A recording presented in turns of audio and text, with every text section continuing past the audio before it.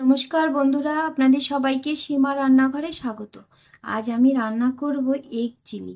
Egg chilli রান্না করার জন্য আমি এখানে নিয়ে নিয়েছি একটা ক্যাপসিকামটাকে এইরকম টুকরো করে কেটে নিয়েছি, ধুয়ে রেডি করে নিয়েছি। একটা টমেটোটাকে এরকম করে পিস করেছি। কুচি করে নিয়েছি আদা, কুচি করে নিয়েছি রসুন, আর 3-4টা কাঁচা লঙ্কাকে চিড়ে নিয়েছি, আর পেঁয়াজগুলোকে এরকম করে টুকরো করেছি।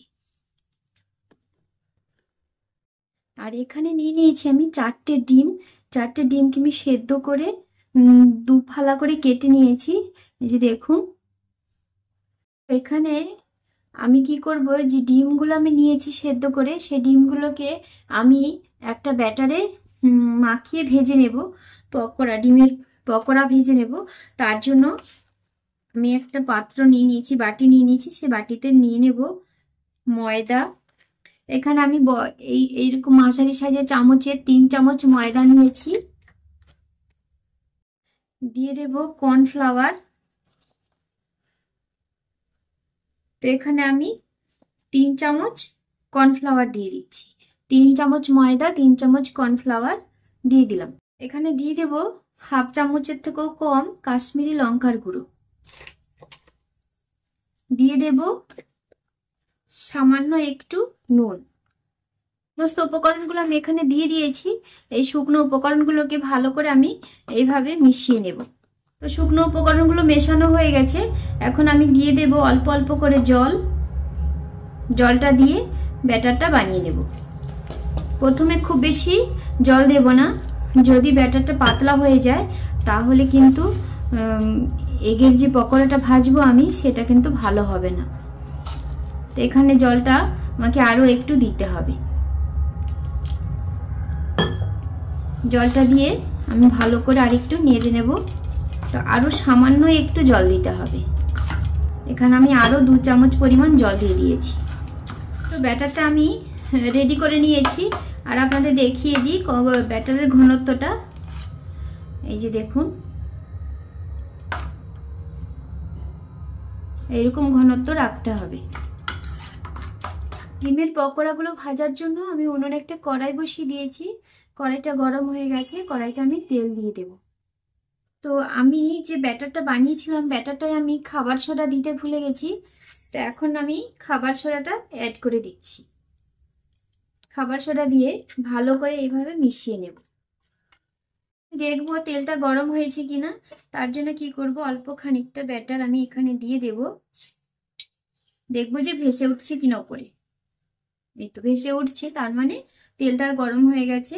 এখন আমি এগের পকোড়াগুলো ভাজতে পারি। এই যে ব্যাটারটা এইভাবে আমি ভালো করে কোট করে নেব। ব্যাটারটা দিয়ে কোট করে নিয়ে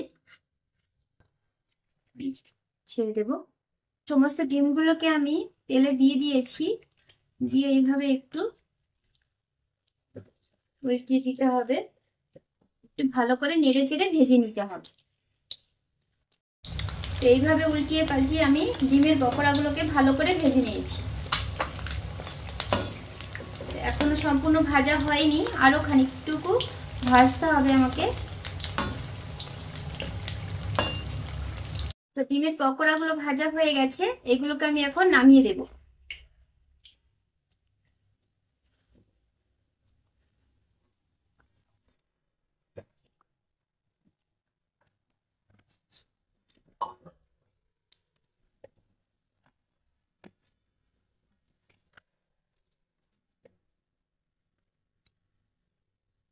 তো ডিম ভেজে তুলে নিয়েছি, সেই তেলেই আমি ভেজে নেব ক্যাপসিকামগুলো।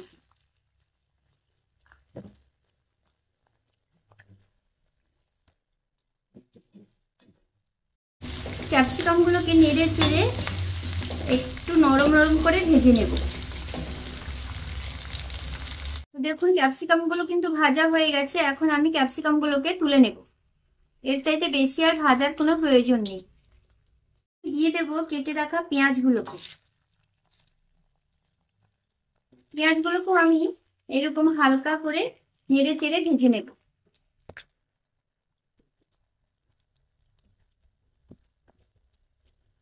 পেঁয়াজগুলো ভাজা হয়ে গেছে দেখুন। পেঁয়াজগুলোকে এরকম করে ভাজতে হবে। তো ভাজা হয়ে গেছে, এখন আমি পেঁয়াজগুলোকে তুলে নেব।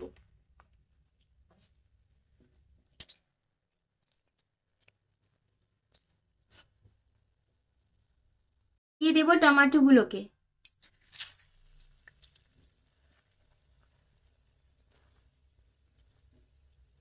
টমেটো গুলোকে খুব হালকা ভাজবো, খুব বেশি ভাজবো না। গুলো ভাজা হয়ে গেছে, এখন আমি নামিয়ে দেবো। যে এরকম করে ভাজতে হবে, এর বেশি ভাজার কোনো দরকার নেই।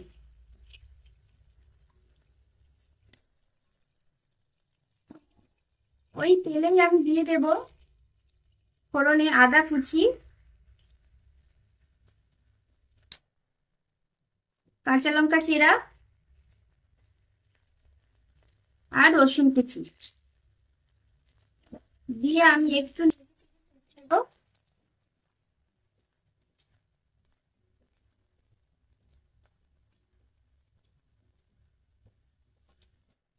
তো ভাজা হয়ে গেছে, এখন আমি দিয়ে দেব সমস্ত পেঁয়াজ, টমেটো আর ক্যাপসিকাম ভেজে রেখেছিলাম সেইগুলোকে।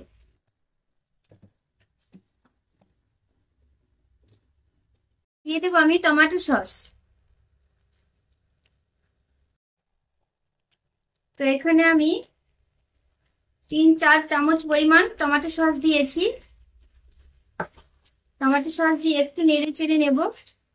দিয়ে দেব সয়া সস। সয়া সসটা আমি 1 চামচ পরিমাণ, 2 চামচ দিতে হবে, 2 চামচ দিয়েছি। 2 চামচ দিয়ে নেড়ে চেড়ে নিচ্ছি। এখন দিয়ে দেব আমি চিলি সস। তো চিলি সসটা দিয়ে দিলাম। চিলি সস আমি দিয়ে দেব 2 চামচ পরিমাণ। চিলি সসটা আমি 2 চামচ দিয়েছি। দিয়ে এখন ভালো করে নেড়ে নেব। দিয়ে দেব পরিমাণ মতো নুন।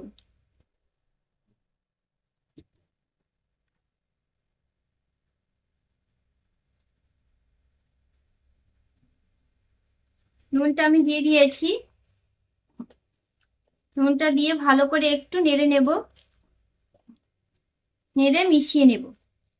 তো সবকিছু দিয়ে আমি ভালো করে মিশিয়ে নিয়েছি। এখন দিয়ে দেব আমি পরিমাণ মতো জল। জলটা খুব বেশি দেব না।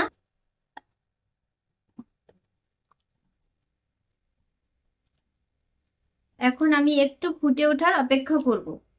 এটা ফুটে গেছে, এখন আমি দিয়ে দেব ভেজে রাখা ডিমের পকোড়াগুলো। ডিমের পকোড়াগুলো আমি দিয়ে দিয়েছি, দিয়ে একটু নেড়ে দেব।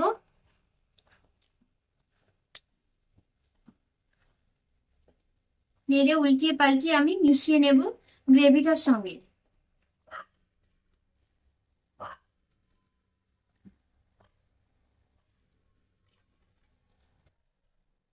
তো মেশানো হয়ে গেছে। তো এখন আমি একটা বাটিতে জল নিয়ে নিয়েছি, হাফ বাটি পরিমাণ। তো 1 চামচ কর্নফ্লাওয়ার দিয়ে ভালো করে মিশিয়ে নিচ্ছি। কর্নফ্লাওয়ারটা মেশানো হয়ে গেছে, এখন আমি দিয়ে দেব জলে গুলা কর্নফ্লাওয়ারটাকে। দিয়ে গ্যাসের ফ্লেমটা হাই করে দিয়ে একটু নেড়ে দেব।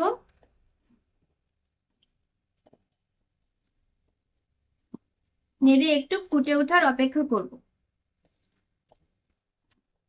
তো আমার এই এগ চিলি রেসিপিটা আপনাদের কেমন লাগলো সেটা কমেন্ট করে জানাবেন। যদি ভালো লাগে তাহলে একটা লাইক করবেন, শেয়ার করবেন। যারা আমার চ্যানেলটা নতুন দেখছেন তারা অবশ্যই একটা সাবস্ক্রাইব করবেন, পাশে বেল আইকনটি ক্লিক করবেন, যাতে করে প্রতিদিনের যে আমি ভিডিওটা ছাড়ছি সেই ভিডিওটা আপনাদের কাছে সবার প্রথমে পৌঁছে যায়। সম্পূর্ণ রেডি হয়ে গেছে এগ চিলি রেসিপি। এখন আমি রেসিপিটাকে নামিয়ে গরম গরম ফ্রাইড রাইসের সঙ্গে পরিবেশন করব। আপনারা ফ্রাইড রাইস, পোলাও, পরোটা, রুটি সবকিছুর সঙ্গেই পরিবেশন করতে পারবেন। তো সবাই ভালো থাকবেন, সুস্থ থাকবেন, সবাইকে টাটা।